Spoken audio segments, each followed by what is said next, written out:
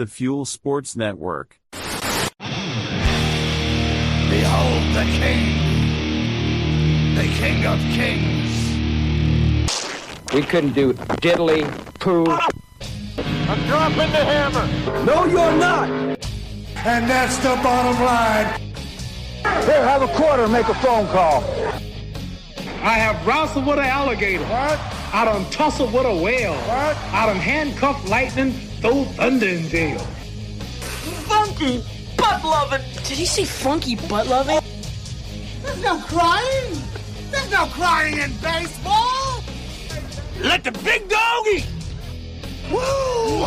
Woo! Woo! Woo! Woo! It's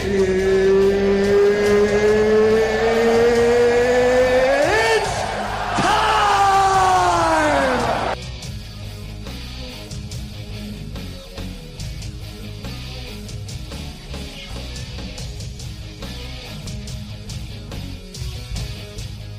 Good morning, everyone. How are you doing today on 6/5/2024?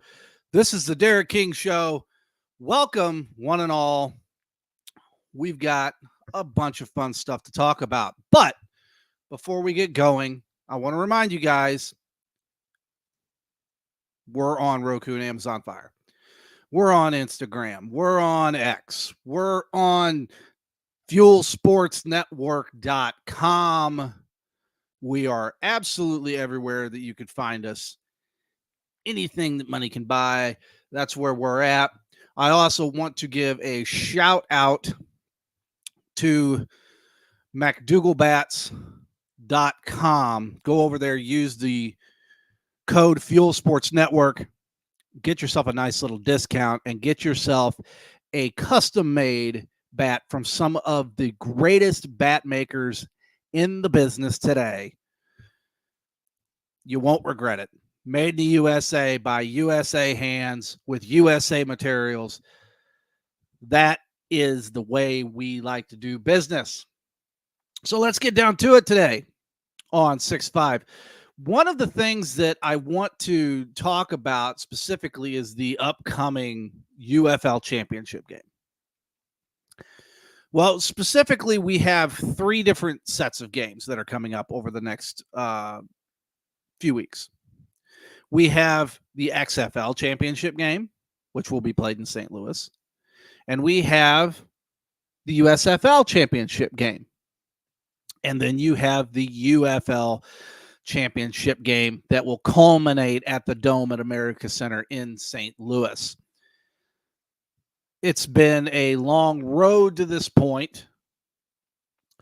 I am happy for the players. I am happy for the individuals that have sacrificed so much to help create the UFL into what it is today.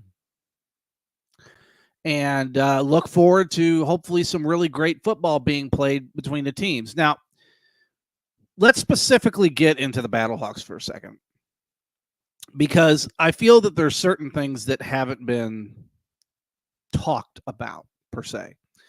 And that is the injury bug that has not only hit the Battlehawks, but hit a majority of teams across the league. We're seeing this rash of injuries that have happened to players. And, you know, for the Battlehawks specifically, we had Pearson, our wide receiver, who was out for the longest time, finally came back, has never really found his stride. We had a little bit of an injury scare with Hakeem Butler landing on his head one game here a couple weeks back, and that was a scary one. I was there for that one, and that was a terribly scary event, and was really thankful that he wasn't injured more severely, because I remember seeing Don Beebe with the Buffalo Bills land on top of his head in the end zone trying to catch a pass. You know, I've seen some pretty horrendous injuries in the NFL over the years. And it's always scary. AJ McCarron has been banged up. I mean, not just a little bit. I mean, the poor guy's just been taking an absolute bashing back there. And so, you got to help but think, is this going to affect the Battlehawks going forward over this next, couple of games if they make it to the next ultimate championship game? So the conference championship of what we're looking at now is between the San Antonio Brahmas and the St. Louis Battlehawks. And that is scheduled to culminate on Sunday, June the 9th at 7 p.m. Eastern Time. I believe that will be 6 p.m. Central in St. Louis at the Dome of America Center. That will be televised on Fox Sports on Sirius XM. Now, the USFL Conference Championship game will be on Saturday, June the 8th, 3 p.m. Eastern, 2 p.m. Central. Birmingham, Alabama, Protective Stadium, ABC, ESPN Extra on Sirius XM. And I believe those games will also be broadcast on ESPN Plus. The Michigan Panthers and Birmingham Stallions at least should be, if you are a subscriber to ESPN Plus. Now, I don't have the bet lines, and I haven't looked at what the potentials are, but based off of this last game with the Brahmas, was basically what it came down to, home field advantage, and the Battlehawks managed to edge out the Brahmas by 1 point. Are we in for the same type of game? Is it going to be really close? Well, this goes back to the injury bug of what we just discussed before and how banged up not just the Battlehawks are, but the Brahmas as well. The Brahmas have suffered a series of injuries at every single position. So who is going to be the healthiest? Who is going to be able to make the biggest impact early on in the game, I think, is going to be a big, big factor. We've seen both of these teams that have managed to hold each other to a very low amount of points in this last contest. Will this be something that continues? We'll have to remain to see. We've seen good defense out of both teams. Now, the thing with the Michigan Panthers and Birmingham Stallions game, everybody has their money on the Stallions. Now, I would beg to differ in this instance, because now we're in a one-game playoff where winner takes all chips are on the table. And so if all chips are on the table and we're looking at this logically, why wouldn't we give the Michigan Panthers a chance at this against the Stallions? Yes, the Stallions have had a stellar season. Yes, they've been good. But remember, the Giants beat the Patriots. I don't think I have to bring that up to anybody. Patriots were on their way to an undefeated season. And that is going to be a tough road to manage for the Michigan Panthers against the Birmingham Stallions. But I do believe that not only they will make it close, but they could potentially walk away with the win. So that's something that you have to consider with these championship games coming up. Obviously, I'm rooting for the Battlehawks. I hope for them to win. Kevin, good morning, sir. How are you? Nice to see everybody in there. Let yourself be known in the comments section. I always enjoy conversating with everyone. Bring up some stuff. You guys got stuff you want to talk about? Hey, let's talk about it.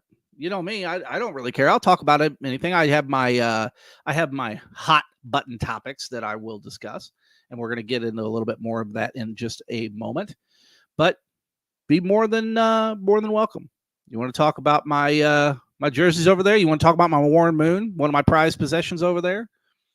Well, let's talk about that. You want to talk about my Bob Gibson autographed? Well, let's talk about that too. You want to talk about any of the helmets up there? It's all fair game. Bats, I'm a big bat collector. I'm a bat guy.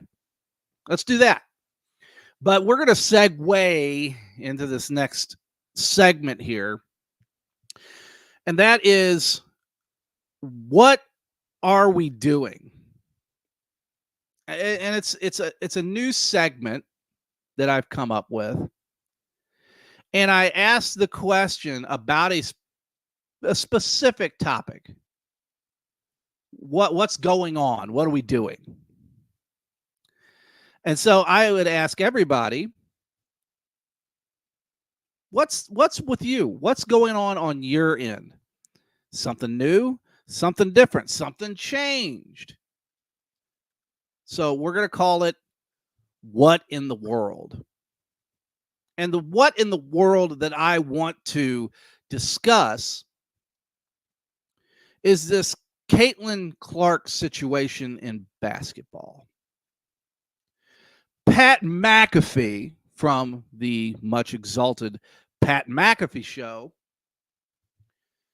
made some not so good comments, even, to be honest, somewhat distasteful. I won't repeat those comments. This is a family show, but they were derogatory. They were not very kind. He has since apologized. There was obviously some context to what he was saying, but here's my thought. As you see what's in front of me, it's a microphone. This microphone has the ability to project my voice. We project my voice onto these platforms like the Fuel Sports Network, as you see the ticker below, Roku, Amazon Fire, fuelsportsnetwork.com, Facebook, Twitter, Instagram. I have a responsibility. And my responsibility is to make sure that whatever comes out of here and goes into here is clear, concise, and respectful. We can agree to disagree. Everybody's fine with that. And I'm fine with that. But what in the world have we come to at this point where we can't have simple conversations about what's going on in sports? And we have to make it into something that it's not. And now a lot of people will sit there and say, well, it's because everybody's on edge. It's an election year. No, there's some truth to that. And I understand that people's nerves are frayed and feelings are hurt to a certain extent. But you want to know what? This is sports. And this is what gets us away from that. This is our entertainment aspect. It's the same thing with movies or anything else. It's what allow us to disconnect and be entertained. The question that I ask is that what in the world have we come to when we buy a ticket to an event? Let's say it's a concert, and I go and I want to see this concert of this, really great artist that I enjoy listening to. And again, my opinion, if I've purchased that ticket, I've purchased that ticket for my entertainment, to go to that show and partake of the creative nature of what this person is giving me in this concert, which would be music. That's what I paid for. There's a contract. That ticket is a contract. That contract is an agreement that we have that you will play your entertainment for me, and I will receive said entertainment through these devices here. That's the contract. When people decide to take that contract, take advantage of that agreement, and preach about political stances or things in the world and stuff that's going on, I have a problem with that.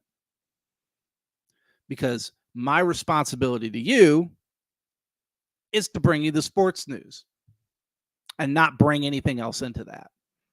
And that's something I've prided myself for many, many years of doing this, that I've done a very, very good job at doing that. And I will continue to do that. But the what in the world segment is, what in the world are we doing when we can't even get on here and just talk about one thing, sports or entertainment? And it always has to be something else. It doesn't have to be anything else. When Caitlin Clark gets brought up, there's a lot of frayed nerves. There's a lot of people that have an opinion one way or another, and that's okay. You can have an opinion one way or another. Just don't politicize it.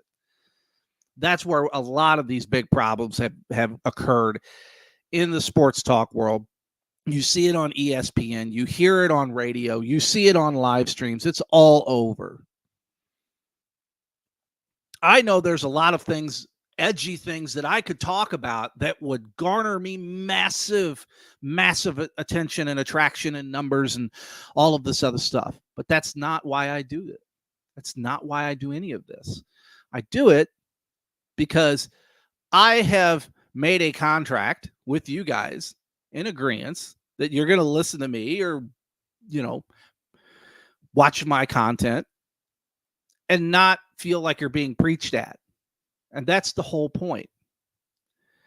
So what in the world are we doing? Let's stop this nonsense. Let's enjoy sports. Let's enjoy the entertainment aspect of it. And let's try to remove all the other BS from it. That's my Derek King what in the world moment of the week. Now we get to move on. Thankfully that we've wrapped that up. And I want to talk about Major League Baseball and what's going on in the sport today. And it's not just akin to Major League Baseball. I want to be careful of how I preface this. You guys could see just over my head, through my thing here, there's a baseball sitting up there. And that baseball, you hold in your hand, you throw it in a game, right? Everybody knows there's different styles of pitches. Curveballs, sliders, fastballs, 2-seam, 4-seam, change-ups, knuckleballs, all sorts of different types of things that you could throw. And every single one of these pitches have a different arm action. When you throw a curveball and you're good at it, most of the time, I'm a right-handed pitcher. This is my right hand. It's probably looking left-handed to you. But as you go over, you're going like this in a 12-6 motion forward like that. And the ball is rolling out of your hand. That's the whole point. That's why you'll see a lot of guys that will hold up that finger or they'll tuck it whenever they throw the ball. Tuck it against the baseball. They'll throw it. It's a snapping action. It's more in the wrist as you go over from 12 to 6. That's why it's called a 12-6 curveball. And that's why it does this. It falls off of a table. That's why Adam Wainwright had the success that he had. Where it becomes problematic in any of those instances is when you get too much torsion. And you could get pictures of guys pitching and they're coming from over here and they've got a curveball. And they're coming from a 3/4 motion. That means they're coming way out here. I have to bring it into camera view so you guys can see it. But a lot of times they're coming from way out here. You know how much torsion that puts on that? That's where your Tommy John is. Okay, the Tommy John surgery we all hear about and hurt for years and years. Tommy John surgeries have not just been on the rise, but have skyrocketed to numbers that we have never seen. Never. In the history of the game, and not just at a Major League Baseball level. We're seeing it now at a high school level. These kids in high school are throwing what they threw in the majors back in the 70s, 80s half the time, where an average fastball was 87, 88, 89 miles an hour. These kids in high school are throwing that hard. What do you think that does? These kids aren't even grown yet. They don't even have fully developed brains yet. And if I remember correctly, the scientific process of that is about what, 23, 24 years old? You don't even have full bone development in your arm. You're still building. And for these kids to come out and throw at 3/4 and have this torsion on this elbow and be throwing this hundreds and thousands of times of a career in high school, you're seeing these guys in junior and in seniors and coming into college, first year, second year, and they're blowing their arms out. And Jeremy brings up a couple of points. I want to bring this up. So pitchers in high school are throwing way too much. And here's the second part of that, and here's where he's right. Travel ball is a big reason. What are we getting into right now? We're getting into tournament season, right? So we have Legion Ball that's coming up in the Midwest. And of these Legion Balls, a lot of these kids go and travel. They go and they travel, they go to these teams, and they play travel ball. One of the things that I have seen consistently with the younger generation has been this increased, I have to speed up this process. I have to get there faster. So the scouts see me when I'm 14 and 16 years old, and they're signing me to deals. That's the problem. The problem is this input has been in these kids' heads of that I got to get to the bigs now, that I can't wait until I'm 23, 24, 25 years old. I have to do it now. You're not ready. You're physically not there yet. And it's not your fault. It's nobody's fault. It's just the way that we're built. It's the way that we're designed.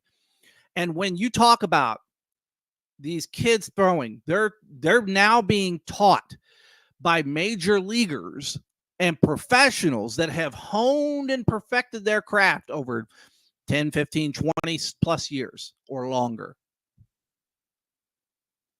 Some people have the gift. Other people don't. The problem is when some people come in, and I could teach these kids how to pitch faster, how to pitch harder, how to get more cut on their slider or more in-seam on their two-seam fastball or whatever, or have their four-seam, sit flatter. They always call it rising fastball. That's complete BS. It's actually what it is it's less drop-off. That's all it is. Because as you're throwing a fastball from a portion to portion, your speed is going to drop. Your velocity is going to drop over time. That's just the way physics works. And so, we've got a good point here too. Jeremy brings up, you got 8th graders getting D1 scholarships for football. Let's not forget LeBron James. LeBron James was being looked at as the next greatest basketball player when he was in high school. I remember all of the noise about that kid when he came up. And guess what? Now he's the all-time leading scorer, and he's probably, viewed as one of the greatest basketball players of all time, which we'll get into that more than likely in a newest episode of GOAT Talk. Make sure you guys go over and check out all of that stuff on the network because there's so much going on. We have so many great shows covering all sorts of different sports. We've got the A team coming up later tonight. They're going to have a special guest on. They're going to have the return of Dr. Erin Shannon, and she's going to be back on. She is the daughter of the late, great Mike Shannon, and she is a smart cookie, folks. She knows her stuff when it comes to sports psychology, the things that she's done over the years. You definitely need to check it out.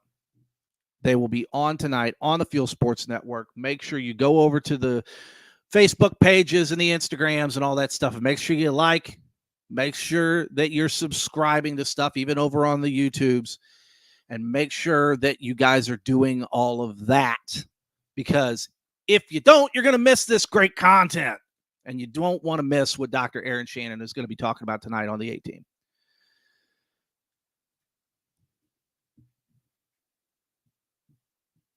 To you, sir, I say thank you.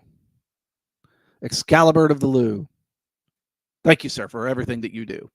We appreciate you and we love you over here at the Fuel Sports Network. So back into this baseball issue.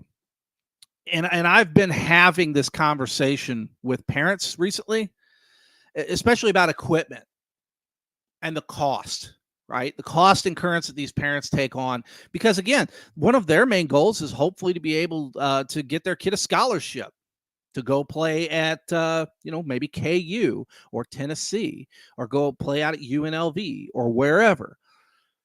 Maybe that's their goal. They want to help their kid get a higher education and, hopefully be able to get it paid for in the process. And the sacrifices that the parents make with buying this equipment and spending the kind of money that they pay to make sure that the kid has their child or their son or daughter has the best equipment that they can. You look up over my shoulder. What's a 1 point to prove? You look at that old catcher's mask. You look at that old, catcher's mitt. You look at the old fielder's glove. That's the way it was for years.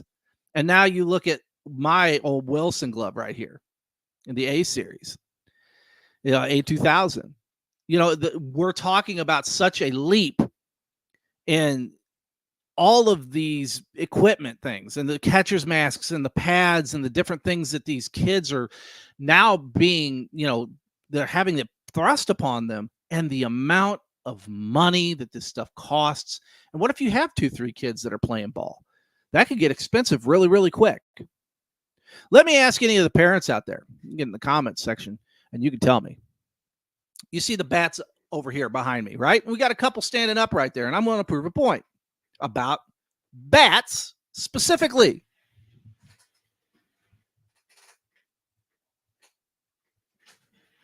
You have 2 traditional bats, okay?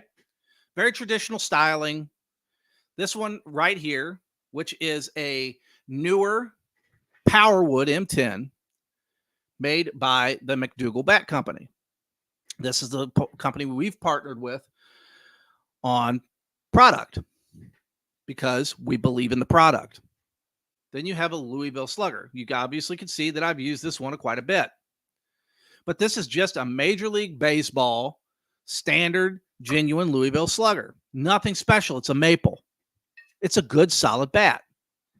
That bat, depending on where you're buying it, is going to run you anywhere from $75 to $95 in the range, right? After you pay for fuel and taxes and everything else, you could just might as well go ahead and say that bat, that Louisville Slugger bat right there, is going to cost you probably about, close to $100, right?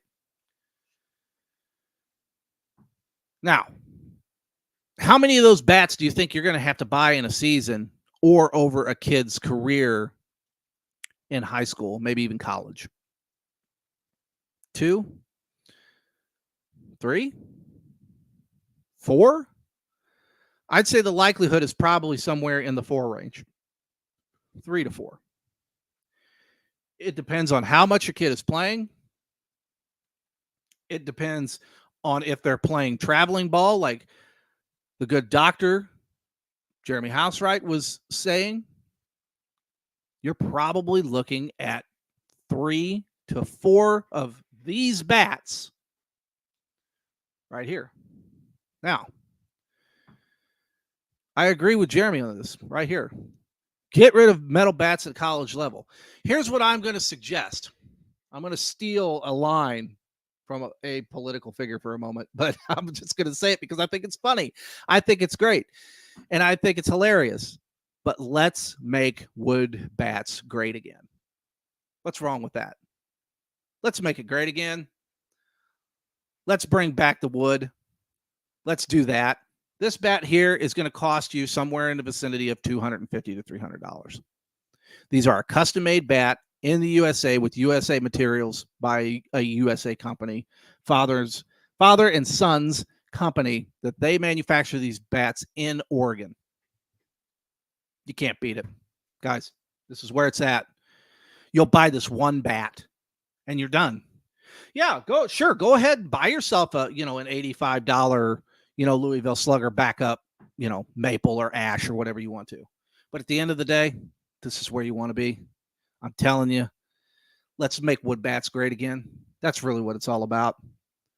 All right, guys, we're already over on time. I got to bounce. We got so much to do, got so many things going on. But I'll talk to you guys again next week. We got some more stuff going on. I'll catch up with you guys a little bit later. Don't forget to go over to the socials, go over to all the other places. Make sure you're adding in on your socials, the Facebook, the Instagram. Make sure that you're going over to YouTube. You're following us on YouTube, subscribing, turning on those notifications. Okay, guys? Thank you. Next week. Adios.